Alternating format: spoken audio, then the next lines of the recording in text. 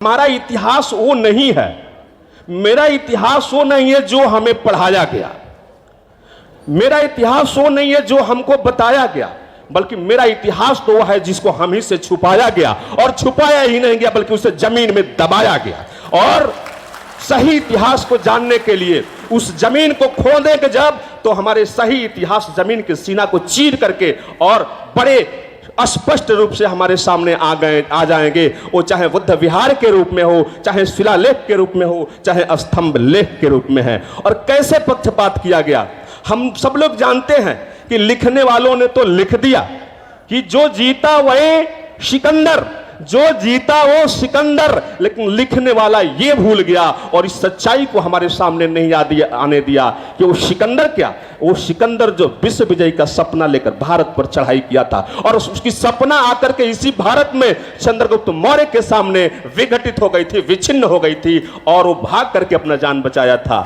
मैं मानता हूं जो जीता वो सिकंदर हो सकता था, एक यूनानी पश्चिम से चला था, लेकिन जिसने सिकंदर को भी जीत लिया वो चंद्रगुप्त मौर्य था, वो चंद्रगुप्त मौर्य था।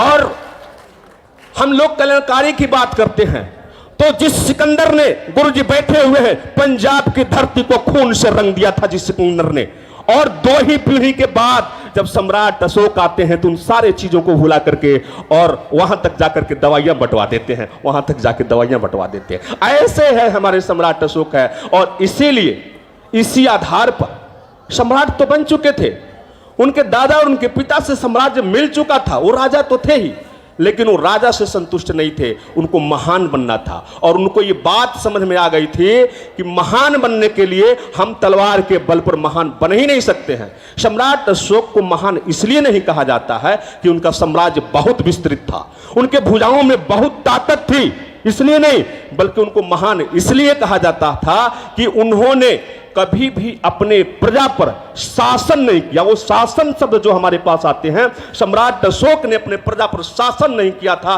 बल्कि अपने प्रजा में अनुशासन का भाव उत्पन्न किया था। और यही वजह है कि उन लोग कल्याणकारी राज्य की स्थापना किया था, अनुशासन का भाव उत्पन्न किया था। और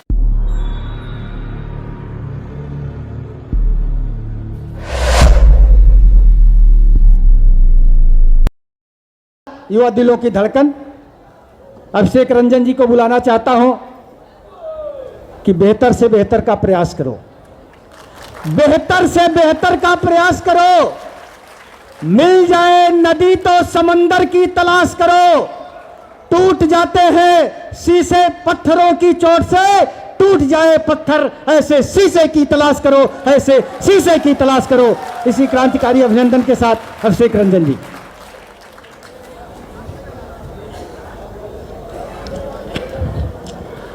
चूंकि हमारे सामने तिरंगा लग गया है, इसलिए अपने बात का शुरुआत हम तिरंगा से ही करेंगे। तो आइए सबसे पहले मैं अपने देश की एकता, अखंडता और आपसी बंधुता के प्रतीक भारत के राष्ट्रीय ध्वज तिरंगे को नमन करते हुए अपने देश में रहने वाले सभी धर्म संप्रदाय के लोगों को एकता के सूत्र में पिरो कर रखने की क्षमता रखने वाले और हम सबको एक समान न्याय की बात करने वाले और इस देश में रहने वाले प्रत्येक व्यक्ति की गरिमा के ख्याल रखने वाले अपने देश के राष्ट्रीय धर्मग्रंथ भारतीय संविधान को नमन करता हूं। उसके बाद दुनिया में पहली बार वैज्ञानिकता पर आधारित धर्म संस्कृति के माध्यम से पड़ोसी देशों के साथ मधुरतम संबंध स्थापित कर पहली बार इस धरती पर सांस्कृतिक ग्लोबलाइजेशन के बुनियाद रखने वाले सम्राटों के सम्राट, महान सम्राट चंद्रगुप्त मौर्य के पोते, वसुधैव कुटुंबकम के जनक और धार्मिक सहिष्णुता के प्रवर्तक सम्राट अशोक महान जी को नमन करता हूं, जिनके शासन नीतियों का लिखित दस्तावेज ही आज वर्तमान भारत का संविधान है। उसके बाद आज के कार्यक्रम में उपस्थित हम सबके सम्मानित अध्यक्ष महोदय, जिन्होंने इस कार्यक्रम की अध्यक्षता कर रहे हैं, और हमारी वाहन जो इस मंच की उद्घाटन की थी, नम्रता सिंह जी। राजेश सर ने बड़ा बढ़िया से कहा कि नम्रता सिंह, और इनको सुनने से 2 चीजें लगा, इनमें 2 चीजें एक साथ है सर, वीरेंद्र सर सुन रहे हैं, नम्रता भी है, एक तरफ नम्रता है और दूसरे तरफ सिंह है।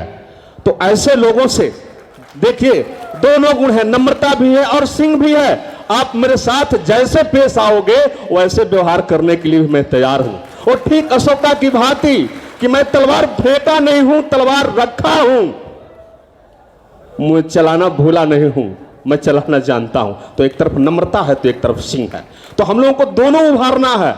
हम लोगों को एक पक्ष नम्रता है उसको भी देखना है, और दूसरों जो सिंह है जो गर्जना करना है ये भी पैदा करना है। तो इसलिए वह नम्रता सिंह को नमन करता हूं। साथ ही साथ हम सबके सम्मानित राष्ट्रीय महासचिव साक्य सरसूधन जी और धम्म गुरुओं में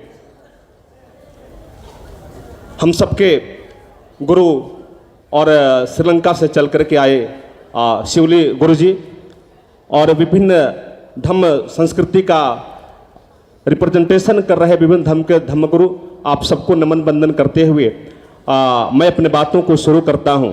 और एक बड़ा ही मनोरम दृश्य जीवनदीप सर ने इस मंच पर उपस्थित कर दिया है। एक तरफ श्रीलंका है और दूसरे तरफ एक तरफ श्रीलंका है और दूसरे तरफ नेपाल है। मैं नेपाल की तरफ चलता हूं और देखिए इन दोनों देशों के संबंध में कितना क्षमता है और कितना एक रूपता है कि एक बहन श्रीलंका जाती है और दूसरी बहन नेपाल जाती है। और जाते तो दोनों हैं, दोनों बहनें जाती हैं, लेकिन वहां जाने के बाद बुद्ध के धम्म का प्रचार ही करती हैं और वहां के लोगों में नैतिकता की पराकाष्ठा तक पहुंचाने का काम करती हैं। और समानता देखिए, उधर से अनागरिक धम्मपाल आते हैं, धम्मपाल, और इधर कौन है? धम्म देवपाल खतिये आते हैं। दोनों में पाल, उधर धम्मपाल इधर देवपाल। कितना समानता है। और फिर ये दोनों देश कैसे चुपके मिल रहे हैं इस भारत देश में आकर के। और जापान यहां साक्षी बना हुआ है इस मिलन का, इस जलन का साक्षी बना हुआ है जापान। ये बड़े काबिले तारीफ है। और इसे क्या कहा जाए, एक संजोग ही कहा जाए कि ऐसा दृश्य आज इस पाटलिपुत्र के मंच पर देखने को मिल रहा है।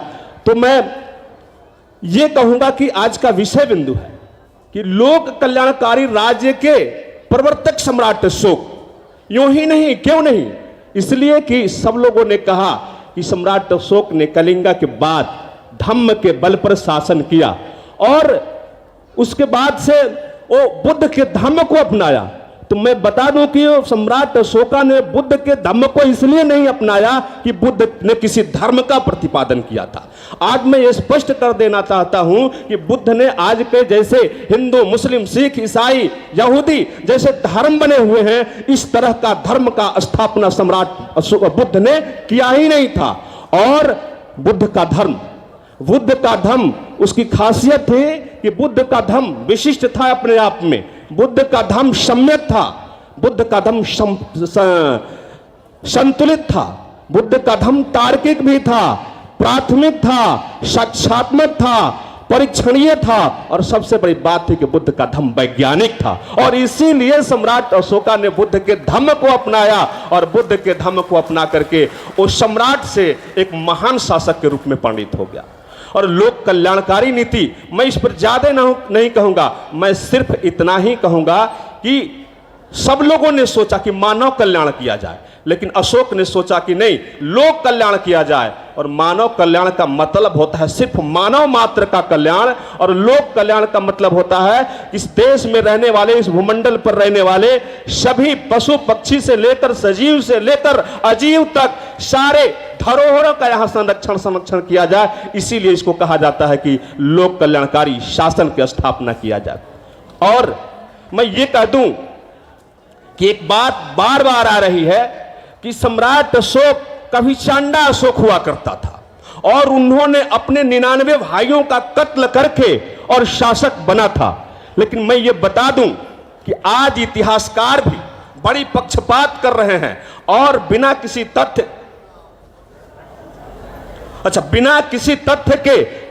तथ्य को जाने हुए ही अपने कलम से विषमतावादियों के प्रभाव में आकर के और गलत इतिहास लिख देने का काम करते हैं। यह सर्वविदित है कि सम्राट अशोका और बुद्धा के बारे में जितनी सारी जानकारियां आज हमको उपलब्ध है, वो सारी जानकारियों का एक मूल आधार और यो कहा जाए कि पूरा तात्विक आधार कागजी आधार नहीं, पूरा तात्विक आधार सम्राट अशोक का शिलालेख है। और हम लोग उनके शिलालेखों को पढ़ करके और समझ करके ही खास करके बुद्ध के बारे में और अशोक के बारे में जानकारियां लेते हैं। तो महोदय, मैं ये बता देना चाहता हूं कि शिलालेखों पर, स्तंभ लेखों पर बहुत अध्ययन हुआ, बहुत सारे शिलालेखों को पढ़ा गया और समझा गया, लेकिन आज तक एक भी शिलालेख ऐसा न मिला जिसमें सम्राट अशोक के 99 भाइयों का चर्चा किया गया हो और उनकी हत्या की चर्चा की गई हो। लेकिन विषमतावादियों ने सम्राट अशोक जैसे हृदय को शांडा अशोक के रूप में प्रस्तुत किया हम लोगों के सामने ला करके। अशोक ने अपने भाई के बारे में लिखा है जो भिखना पहाड़ी पर रखते थे। महेंद्र के बारे में लिखा है, अपने परिवार की हर घटना को शिलालेखों पर अंकित करवा दिया है। अपने दादा और पिता के बारे में अंकित करवा दिया है, अपने शासन काल के बारे में अंकित करवा दिया है। लेकिन उन 99 भाइयों के बारे में महोदय कहीं नहीं लिखवाया है। एकदम निराधार रूप से यह प्रचार किया जा रहा है कि चांडा अशोक 99 भाइयों का मार करके राजा बना था। मैं मानता हूं राज सत्ता की बात थी, संघर्ष हुआ होगा, खून बहे होंगे, लेकिन 99 भाइयों को मारने की बात बिना बुनियाद के हैं और बिना तथ्य के हैं। इसलिए हम लोग बुनियाद को समझें और तथ्य को मान करके उस पर सोचने और विचार करने के काम करें। महोदय, मैं बता दूं कैसे इतिहास को छेड़ा गया। मेरे समझ से हमारा इतिहास वो नहीं है, मेरा इतिहास वो नहीं है जो हमें पढ़ाया गया, मेरा इतिहास वो नहीं है जो हमको बताया गया, बल्कि मेरा इतिहास तो वह है जिसको हम ही से छुपाया गया, और छुपाया ही नहीं गया बल्कि उसे जमीन में दबाया गया। और सही इतिहास को जानने के लिए उस जमीन को खोदेंगे जब, तो हमारे सही इतिहास जमीन के सीना को चीर करके और बड़े स्पष्ट रूप से हमारे सामने आ जाएंगे। वो चाहे बुद्ध विहार के रूप में हो, चाहे शिलालेख के रूप में हो, चाहे स्तंभ लेख के रूप में है। और कैसे पक्षपात किया गया हम सब लोग जानते हैं कि लिखने वालों ने तो लिख दिया कि जो जीता वही सिकंदर, जो जीता वो सिकंदर, लेकिन लिखने वाला ये भूल गया और इस सच्चाई को हमारे सामने नहीं आने दिया कि वो सिकंदर क्या, वो सिकंदर जो विश्व विजय का सपना लेकर भारत पर चढ़ाई किया था और उसकी सपना आकर के इसी भारत में चंद्रगुप्त मौर्य के सामने विघटित हो गई थी, विच्छिन्न हो गई थी और वो भाग करके अपना जान बचाया था। मैं मानता हूं जो जीता वो सिकंदर हो सकता था, एक यूनानी पश्चिम से चला था, लेकिन जिसने सिकंदर को भी जीत लिया वो चंद्रगुप्त मौर्य था, वो चंद्रगुप्त मौर्य। और हम लोग कल्याणकारी की बात करते हैं तो जिस सिकंदर ने, गुरुजी बैठे हुए हैं, पंजाब की धरती को खून से रंग दिया था जिस सिकंदर ने, और 2 ही पीढ़ी के बाद जब सम्राट अशोक आते हैं तो उन सारे चीजों को भुला करके और वहां तक जाकर के दवाइयां बंटवा देते हैं, वहां तक जाकर दवाइयां बंटवा देते हैं। ऐसे है हमारे सम्राट अशोक है। और इसीलिए इसी आधार पर सम्राट तो बन चुके थे, उनके दादा और उनके पिता से साम्राज्य मिल चुका था, वो राजा तो थे ही, लेकिन वो राजा से संतुष्ट नहीं थे, उनको महान बनना था। और उनको ये बात समझ में आ गई थी कि महान बनने के लिए हम तलवार के बल पर महान बन ही नहीं सकते हैं। सम्राट अशोक को महान इसलिए नहीं कहा जाता है कि उनका साम्राज्य बहुत विस्तृत था, उनके भुजाओं में बहुत ताकत थी, इसलिए नहीं, बल्कि उनको महान इसलिए कहा जाता था कि उन्होंने कभी भी अपने प्रजा पर शासन नहीं किया। वो शासन शब्द जो हमारे पास आते हैं, सम्राट अशोक ने अपने प्रजा पर शासन नहीं किया था,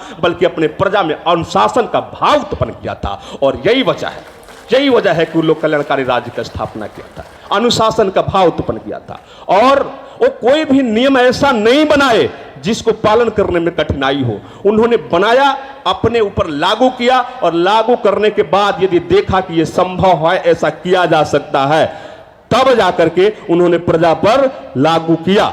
इसलिए सारांशतः मैं ये कहूंगा कि हमारा इतिहास वो नहीं है जो हमें पढ़ाया गया, बल्कि हमारा इतिहास वो है जो हमसे छुपाया गया और जमीन में दफनाया गया। और इसीलिए इतिहासकारों ने लिखा कि दुनिया में बहुत सारे राजे, महाराजे, शहंशाह और सम्राट पैदा हुए, लेकिन सम्राट अशोक के समक्ष खड़ा हो सके दुनिया का कोई देश ऐसा सम्राट पैदा नहीं कर सका। रूस के बोल्गा से लेकर के भारत के गंगा तक सम्राट अशोक का नाम बड़े ही सम्मान के साथ लिया जाता है, और वो इसलिए कि उनमें दया थी, करुणा थी, भाव थी, प्रेम थी। और वो कहां से आया था? तो वो बुद्ध से आया था, बुद्ध के अनुयायी थे, और बुद्ध धर्म के अनुयायी नहीं, बुद्ध के कंसेप्ट के, बुद्ध के विचार के अनुयायी थे। और आजकल मैं यो बता दूं कि बुद्ध को एक धर्म के रूप में प्रोजेक्ट किया जा रहा है, जबकि बुद्ध एक धार्मिक पुरुष नहीं थे। बुद्ध एक वैज्ञानिक थे, एक रिसर्चर थे, खोज करते थे। और बुद्ध के रिसर्च का जो विषय हुआ था, और सब लोग जानते हो क्या खोज रहे थे, वो तो ये जानना चाह रहे थे इस संसार में दुख है तो इस दुख का कारण क्या है, और दुख का कारण पता चला तो आखिर उसके निवारण की मार्ग क्या है, यही उन्होंने खोज किया। उन्होंने किसी आज के तथाकथित धर्म का खोज नहीं किया, और धार्मिक पुरुष नहीं है। और आप देख लीजिए, यहां साक्षी के तौर पर 3 देश के लोग उपस्थित हुए हैं। जिन जिन देशों ने बुद्ध को भगवान मान करके, गॉड मान करके, अगरबत्ती मोमबत्ती दिखा करके पूजा करने का काम किया, वो अभी विकसित या कैसा राज्य है। लेकिन जिन राज्यों ने उनको एक टीचर मान करके, एक समाज सुधारक मान करके, एक फिलोसोफर मान करके पूजा, ओ हिरोशिमा जैसे सिटी पर बम बरसा देने के बाद भी आज दुनिया का श्रेष्ठतम देश बना हुआ है, श्रेष्ठतम देश बना हुआ है। तो हमें उन्हें पढ़ना है, हमें उन्हें अपनाना है, एक धर्म गुरु के नहीं, बल्कि एक रूप में नहीं, बल्कि एक साइंटिस्ट के रूप में, एक वैज्ञानिक के रूप में अपनाना है। तो सम्राट अशोक की जितनी सारी विशेषताएं थी वो बुद्ध के कारण थी। जो भी लिखा गया है शिलालेख में, सम्राट अशोक लिखवाते हैं कि मैं सोता रहूं, जगता रहूं, अंतरपुर में रहूं, रनिवास में रहूं, उद्यान में रहूं, खाता रहूं, जब कभी भी प्रतिवेदक आए तो उससे हमें मिलवाया जाए और उसके दुख दर्द को सुनाया जाए। जरा कल्पना कीजिए ना, वो कल्पना करके देखिए, जिस समय सम्राट अशोक शासन कर रहे थे उस समय भारत का क्षेत्रफल डॉक्टर राजेंद्र प्रसाद बताते हैं कि 52 लाख वर्ग किलोमीटर हुआ करता था। 52 लाख वर्ग किलोमीटर हुआ करता था भारत की सीमा, उनके विस्तार। और वैसे देश का शासक कहता है कि हर वक्त मुझे प्रजा से मिलवाई जाए। किस आधार पर, क्यों कहता था, किस घमंड में था वो, किस विश्वास के साथ कहता था? क्योंकि उसको विश्वास था कि प्रजा को अपना प्रतिवेदन लेकर के मेरे पास तक आने की जरूरत ही नहीं पड़ी, क्योंकि उनको अपनी शासन नीति पर और अपने द्वारा नियुक्त पदाधिकारियों पर पूरा भरोसा था कि ये अन्याय कर ही नहीं सकते हैं, और जब करेंगे तो न्याय की बात करेंगे और न्याय के साथ विकास की बात करेंगे। इसलिए उनके पास प्रतिवेदक आते ही नहीं थे। डिस्टर्ब होने की क्या बात है, डिस्टर्ब होने की क्या बात है, प्रतिवेदक आते ही नहीं थे। लेकिन गजब की बात है, हमारे सामने बैठे हुए करमवीर आजाद सर हम लोगों के अभिभावक हैं, और हम लोगों को तो कुछ नहीं करना था महोदय, कुछ नहीं करना था महोदय का जन्मदिन था और एक जन्मदिन के आधार पर बधाई पत्र देना था, तो पता नहीं वो तक नहीं पहुंचा सके हम लोग। और लेकिन सम्राट अशोक कहता है कि हर वक्त मिलवाई जाए। ये अंतर है आज के शासक और उस वक्त के शासक में, ये अंतर होता है। और इसी आधार पर उन्होंने कहा कि हर वक्त हमसे मिलवाए जाए।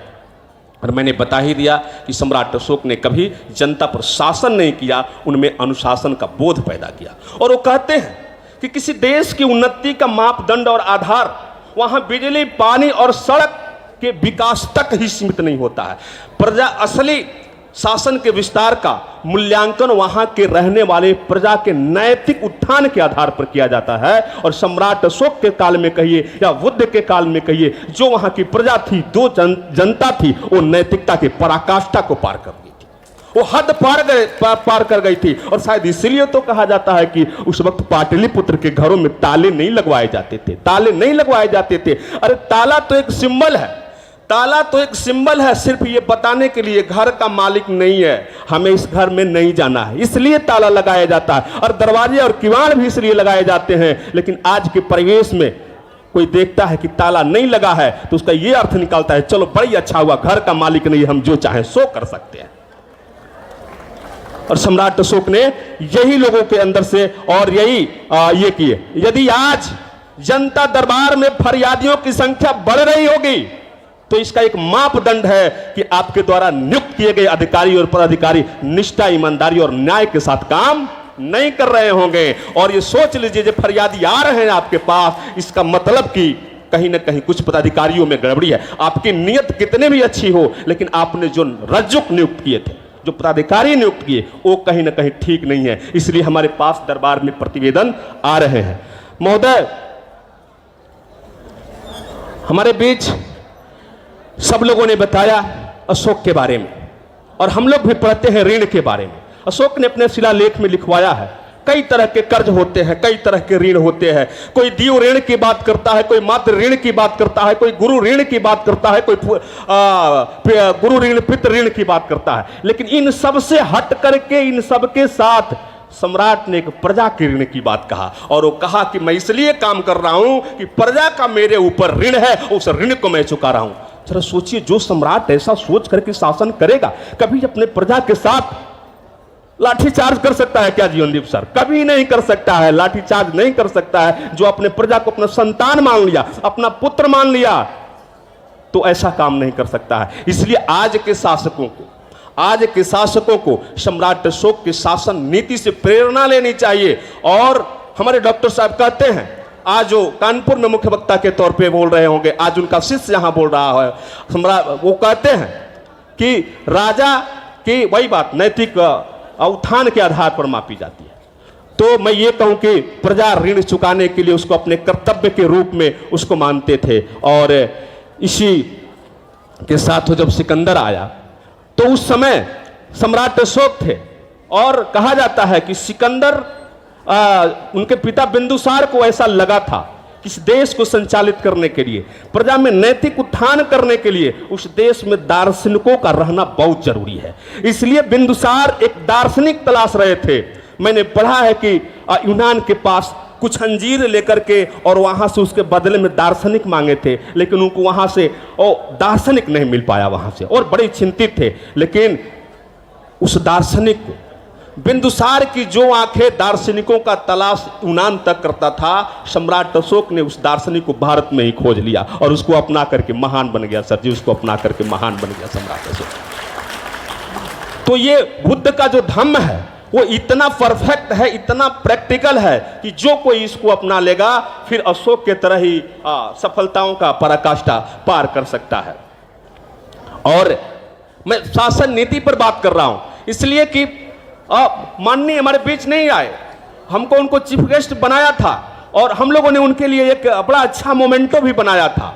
मोमेंटो नहीं जा सका, लेकिन उसका फोटो खींच करके दिखा दिया जाएगा। हम लोगों ने सिंबॉलिक तौर पे और जो महाबोधि महाविहार था उसको उनके सामने प्रस्तुत किया था कि इसको देखा जाए, इसको देखा जाए, ये क्या है, यहाँ क्या होना चाहिए, यहाँ क्या हो रहा है, कैसे इस पर करना है। बेशक जो चीज़ें आपके बस की बात नहीं है उस पर हम आकांक्षा और अपेक्षा नहीं रख सकते हैं, लेकिन बेशक जो चीज़ आपके हाथ में है उस पर तो हम आपसे बात जरूर करेंगे। लेकिन ऐसी परिस्थिति आई कि हम लोग बात नहीं कर पाए उस पर। हम सब लोग जानते हैं, हम सब लोग जानते हैं, आप शाक्य कुल से आए हुए हैं, नेपाल से। कहा जाता है कि वहाँ के कोलीय, नेपाल के कोलीय और शाक्य दो जब वंश मिलते हैं, मैं वंश इसलिए कह रहा हूं कि जब हम इतिहास को पढ़ते हैं और जैसे इतिहास में पीछे की तरफ जाते हैं तो वहां से जातियां खत्म होती प्रतीत होती है, घटती हुई प्रतीत होती हैं, और उस समय वंश की बात की जाती थी, राजवंश हुआ करते थे, वंश हुआ करते थे। तो जब दो राजवंशों का मिलन होता है, एक कोलीय होता है, एक शाक्य होता है, तो बड़े ही अच्छा लाइट ऑफ एशिया वहां से उत्पन्न होता है जिसे बुद्धा कहा जाता है। वहां से लाइट ऑफ एशिया होता है जहां से बुद्धा कहा जाता है। और वो बुद्धा, जिस बुद्धा को जो पैदा होता है उसको सम्राट अशोका अपना लेता है तो महान बन जाता है, सम्राट अशोका अपना लेता है तो महान बन जाता है। तो जहां तक वो बोध गया कि जो मामला चल रही है, मैं निष्पक्ष तौर पे सोचूं, जातियां तो उस समय थी नहीं, वंश उस समय थी, तो जो बुद्धा टेम्पल बना है किसके स्मृति में बना है गुरुजी? गौतम बुद्ध, शाक्य वंश के गौतम बुद्धा के याद में वो टेम्पल बनाया गया। और बनाने वाला कौन है? बनाने वाला वही है कि जब बुद्ध मरे थे, उनका महापरिनिर्वाण हुआ था, तो यदि कोलीय गए थे उनके अस्थि कलश को, उनके हड्डियों को लेने के लिए थे, तो कपिल वस्तु के शाक्य भी गए थे, और कपिल वस्तु के शाक्य गए थे तो हमको लगता है कि पीपली बन के मौर्य भी गए थे। तो जो जो उनके वारिस थे उन लोगों ने उनके संपत्ति के लिए नहीं गया, उनके प्रतीकों के लिए गया। तो कुछ कोलीय वंश को मिला, कुछ शाक्य वंश को मिला, तो कुछ मौर्य वंश को भी मिला। तो बोधि टेम्पल का निर्माण शाक्य वंश के स्मृति में मौर्य वंश ने करवाया गया था। हमारा विषय नहीं है कि किससे मुक्त कराया जाए, लेकिन हमारा सोचने के विषय यह है कि उससे मुक्त हो जाता है तो किसको वहां बैठाया जाए, उसका असली वारिस कौन है, यह पहचानने की जरूरत है। और ये पहचान करके हम काम करेंगे, तब लगता है कि हम लोगों को कुछ अच्छा तरह से रिजल्ट मिलेगा। हम लोग ऐसे ही जहें तहें अपने ऊर्जा को यदि बर्बाद कर दें तो हमें लगता है कि सकारात्मक एक चीज नहीं मिलेगी। बड़ी बारीकी से अध्ययन करना है और तब समझना है। और राजेंद्र प्रसाद तो कहते थे, राजेंद्र प्रसाद कहते थे और लिखते थे भी थे कि एक वक्त था, अभी कोई बोल गया वक्ता, कि एक वक्त था जब दिल्ली कंट्रोल होता था पटना से। एक वक्त था जब दिल्ली कंट्रोल होता था पटना से। आज एक ऐसा वक्त है कि पटना कंट्रोल होता है दिल्ली से। और करमवीर आजाद सर से कहता हूं, अभी भी उस पटना में ताकत है कि दिल्ली को हिला सकता है, लेकिन ताकत का इस्तेमाल करे तब तो। दिल्ली भी आज भी पटना पर टिका हुआ है, वो इतिहास फिर से दोहराया जा रहा है, लेकिन उसको समझने की जरूरत है। हम कुछ बढ़िया से समझ लें तब ना। और ये संदेश जानी चाहिए, बेशक जानी चाहिए।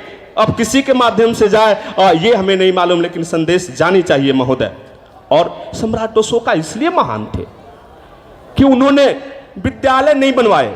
जीवनदेव सर, उन्होंने विद्यालय नहीं बनवाए, उन्होंने क्या बनवाया? विश्वविद्यालय बनवाया। विद्यालय नहीं बनवाया, वो विश्वविद्यालय बनवाया। और विद्यालय और विश्वविद्यालय में बड़ा फर्क होता है। विद्यालय उसे कहा जाता है जिसमें आसपास के गांव के लोग, उस क्षेत्र विशेष के लोग पढ़ते हों, लेकिन विश्व स्तर का जो विद्यालय होता है उसी को विश्वविद्यालय कहा जाता है, जिसमें सीमाओं के बंधन को तोड़ करके, एरिया और क्षेत्र के बंधन को तोड़ करके पढ़ने और पढ़ाने वाले लोग आते थे। तो सम्राट अशोक ने यदि नालंदा बनाया, तो तक्षशिला बनाया, तो तेलाहड़ा बनाया, तो वो दंतपुरी बनाया, वो कोई विद्यालय नहीं बनाया। वो जब भी बनाया तो विश्वविद्यालय बनाया। और आज हम लोग विद्यालय बना रहे हैं। अपने भारत में कौन से विदेशी लोग आते हैं पढ़ने के लिए, और कहा जाता है कि कोई भी व्यक्ति पढ़ करके गुरु नहीं बन सकता है। हमारे गुरुजी डॉक्टर साहब कहते हैं कि कोई भी व्यक्ति पढ़ करके गुरु नहीं बनता है। यदि गुरु बनना है तो उसे पढ़ाना होगा, तब गुरु बनना है, बनेंगे। तो हम जब पढ़ाते थे तो हम विश्व गुरु थे, और पढ़ने लगे तो विश्व गुरु नहीं। आज हम लोगों को गुरु शिवली गुरु जी के तरह, फूजी गुरु जी के तरह और तेरा सेवा जी के गुरु जी के तरफ हम लोगों को बढ़ना पड़ रहा है। तो यदि फिर से हम सपना देखते हैं कि गुरु बने, तो फिर से हमें पढ़ाना होगा। और क्या पढ़ा करके गुरु बनेंगे ये सोचना होगा। दूसरा कुछ नहीं पढ़ाएं, यदि बुद्ध और अशोक को पूरे दुनिया को पढ़ा दें तो हमें गुरु बनने से कोई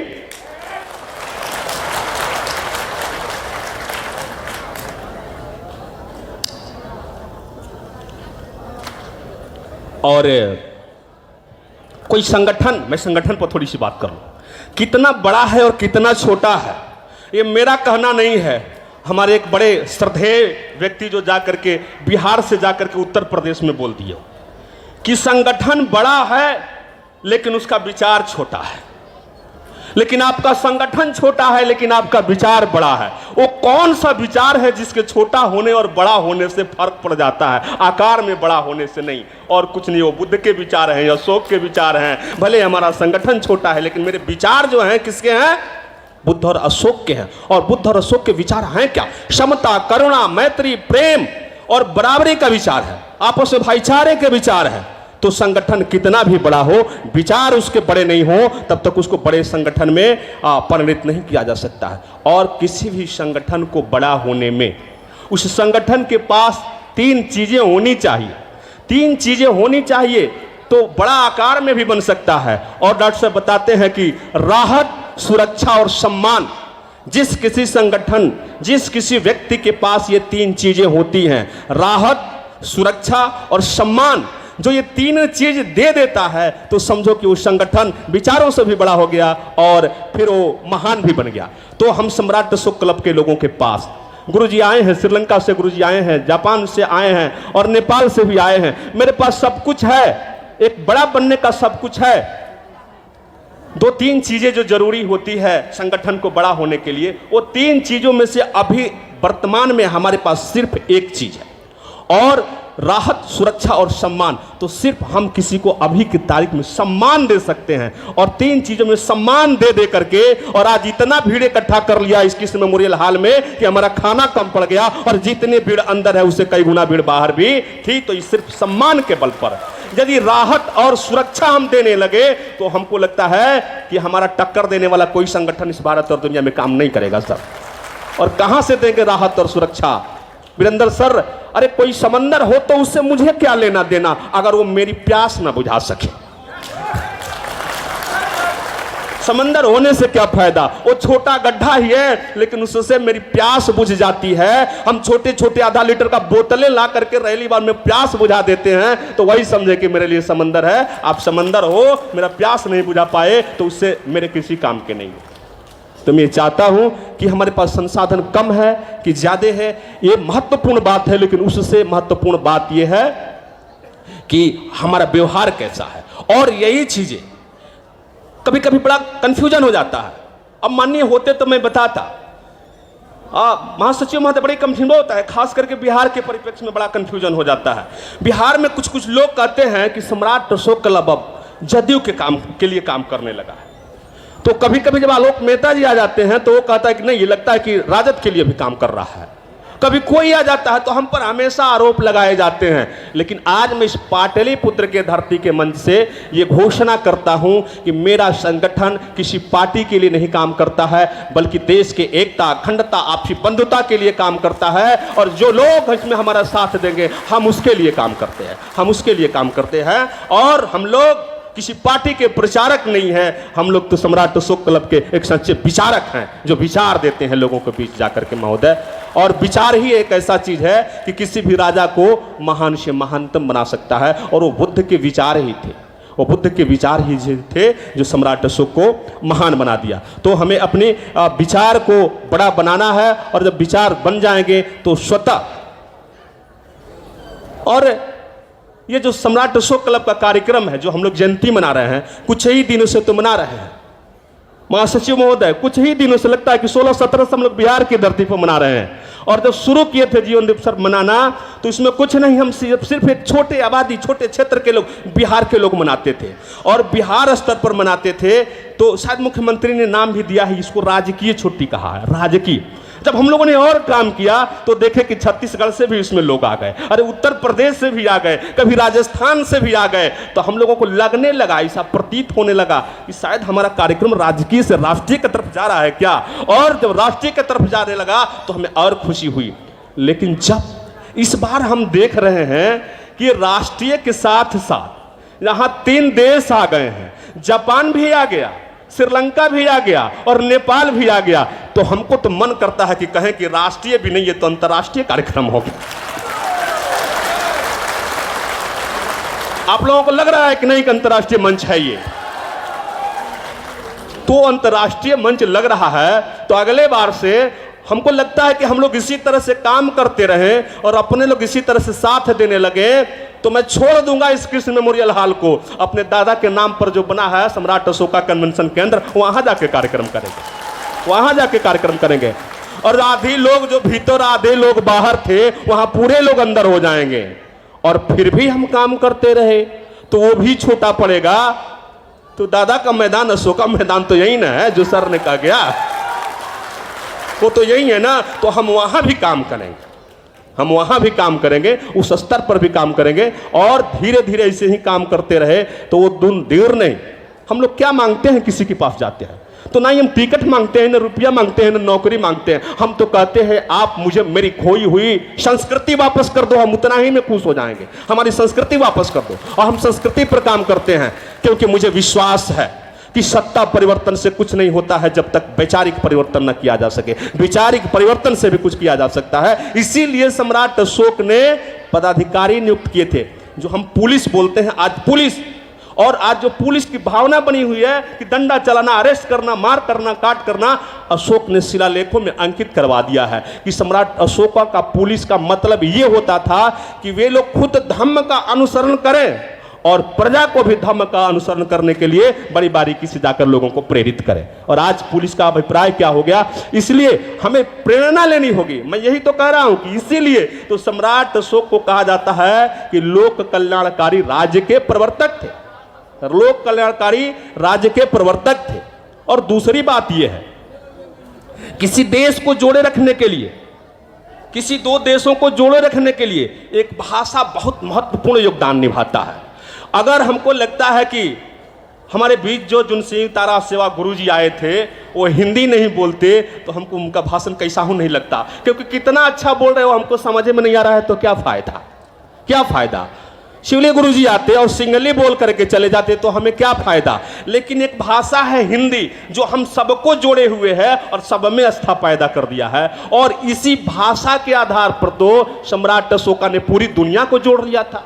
और उन्होंने एक देश और एक भाषा की बात कही थी, और हमको लगता है कि वो पाली भाषा को पकड़ा, और पाली भाषा उस समय की लोक भाषा थी, और पाली भाषा को पकड़ा और ट्रांसलेशन बनाया, द्विभाषिया बनाया, तो पूरे देश पर शासन कर लिया।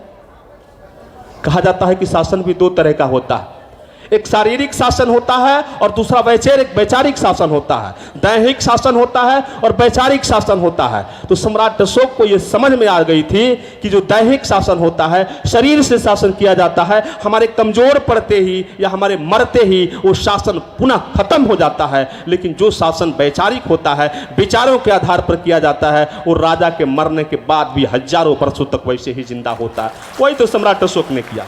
और सम्राट अशोक नहीं है, लेकिन एक एक नोट पर, एक एक वोट पर, एक एक दस्तावेज पर सम्राट अशोक का चिन्ह चलता है। और कहा जाता है कि सत्ता उसी की चलती है जिसका सिक्का चलता है। तो आज तो सिक्का भी हमारा, सत्ता भी हमारा। हमारा कहने का मतलब हम भारतवासियों का। इसलिए मैं ये कहूँगा कि ये पाली भाषा, अब हमारे संगठन के लोग पाली भाषा सीखना और सिखाना शुरू कर दिए हैं, क्योंकि यदि इतिहास की बात कही जाए तो हमारा इतिहास न हिंदी में है, न संस्कृत में है, न अंग्रेजी में है, वो है तो सिर्फ और सिर्फ पाली में है। और सच्चा इतिहास जानना है तो पाली जानेंगे, तब हमारा असली इतिहास हमारे सामने आएगा। कोई दूसरा द्विभाषिया इसमें घाल मिल कर सकता है, कोई प्रियदर्शी को कोई मूर्ख बता सकता है, तो कोई सम्राट अशोक के शिलालेख को बिंब की छड़ी भी बता सकता है, यदि पाली भाषा हम लोग नहीं जाने। तो कुछ लोग काम कर रहे हैं, अरवल से संतोष जी, गोपालगंज से नागेंद्र जी पाली भाषा पर काम कर रहे हैं, और बड़ा अच्छा काम हो भी रहा है। हम लोग सीख भी रहे हैं और आगे बढ़ भी रहे हैं। तो महोदय, ये सारी बातें हैं। और दूसरी बातें क्या कहूँ, मुद्दा तो बहुत है लेकिन टाइम ही कम है। आज खास करके महासचिव महोदय, भारत स्तर पर तो नहीं, मैं बिहार का रहने वाला हूँ। बिहार में एक प्रश्न पूछे जाने लगे हैं कि भारत का कौन ऐसा देश है जिस देश में सम्राट अशोक के जयंती पर छुट्टी घोषित है, राजकीय छुट्टी है। अब हम लोग जवाब भी देते हैं, वो बिहार है जिस देश में सम्राट अशोक के जयंती पर छुट्टी घोषित होती है। छुट्टी घोषित होती है बिहार में। और हमको लगता है कि इस बार शिक्षा विभाग में नहीं है। और शिक्षा विभाग वो विभाग है जहां से वो बच्चे जो होते हैं वो अंकुरित होते हैं। और सम्राट अशोक के बारे में यदि जनाना हो, बताना हो, तो वहां से शुरू करेंगे। आज उसमें ही नहीं है, तो हमें निवेदन करना होगा कि वो, चूंकि बहुत सारे ऐसे टीचर थे जो बुद्ध और अशोक में आस्था रखते थे, जो इस कार्यक्रम में आना चाहते थे। अब आज छुट्टी नहीं है तो कैसे आए? तो छुट्टी होते तो और लोग आते, और सारे शिक्षक समुदाय के लोग भी हमारा साथ देते। तो मैं अब ज्यादा नहीं, सम्राट अशोक की समता और आज के दिन जो लोग समता की बात करते हैं, तथा कथित समता की बात करते हैं, इसको मैं समेटूंगा बस 5 लाइनों में। और वो लाइनें भी मेरी नहीं है, उसकी भी मैं चोरी की है। एक अपने बिहार में है संतोष सारंग जी, शायद मुजफ्फरपुर से आते हैं, और वो साक्षात ले रहे थे। एक हैं संतोष पटेल जी, बड़ा कॉम्बिनेशन हो जाता है। तो संतोष सारंग जी वो बनेका हिंदी चलाते हैं, बड़ा अच्छा चैनल है। तो संतोष सारंग जी संतोष पटेल जी का ले रहे थे साक्षात्कार, और संतोष पटेल जी बड़ा अच्छा एक समता पर उदाहरण दिए जो वर्तमान परिस्थितियों को संकलित करता है। और उनका ये था, उनके कविता का शीर्षक था, जीवनदीप सर, ऐलान। उसका नाम ही था ऐलान। और कविता लिखे कैसे थे? लिखे थे कि कर दिया है ऐलान पहाड़ों ने, कर दिया है ऐलान पहाड़ों ने कि हो गया है सब कुछ समतल, हो गया है सब कुछ समतल, हो गया है सब कुछ बराबर। पहाड़ कह रहे हैं, समतल से ऐलान कर रहे हैं कि सब कुछ बराबर हो गया है, सब कुछ समतल हो गया है। अब नहीं करे कोई बात भेदभाव की, अब नहीं करे कोई बात भेदभाव की, अब नहीं करे कोई बात ऊंच नीच की। वो पहाड़ कह रहा है, अब नहीं करे कोई बात ऊंच नीच की। बरसों लगे हैं इसे पाटने में, बरसों लगे हैं इसे पाटने में, इसलिए अब हम सब मिलकर बात करेंगे सफल समतलीकरण का। अब इस पर क्या होता है? अवाक है समतल, बड़ा चिंतित है समतल, अवाक है समतल पहाड़ों की इस घोषणा से, अवाक है समतल पहाड़ों की इस घोषणा से। क्यों अवाक है? कि खुद को ऊंचा बनाए हुए है समतल सोचता है कि खुद को ऊंचा बनाए हुए है और ढिढोरा पीट रहा है कि सब कुछ हो गया है समतल, सब कुछ हो गया है समतल। खुद को बनाए हुए ऊंचा और कह रहा है कोई भेदभाव नहीं है ऊंच नीच का। आज का समतलीकरण ये है और अशोका का समतलीकरण वो था। इस पर विचार करना। फिर पहाड़ देते हुए धमकिया या हिदायत, फिर पहाड़ देते हुए हिदायत और समतल को और बताता है उसका औकात। और क्या कहता है, क्या काम है तेरा? समतल से कहता है क्या काम है तेरा?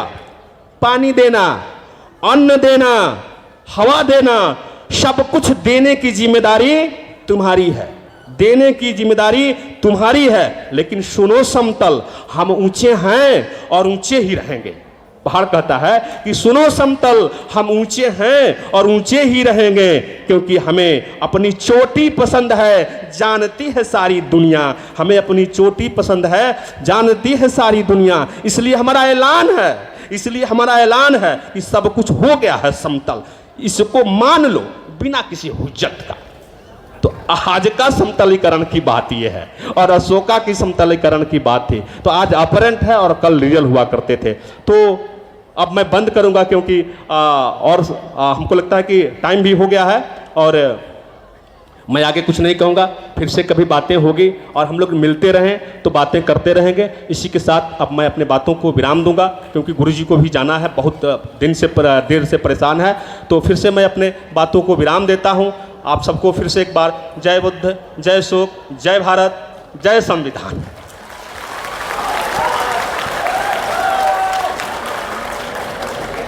साथियों, नेशनल जनमंच को सब्सक्राइब करें, साथ ही बेल आइकन की घंटी को बजाएं।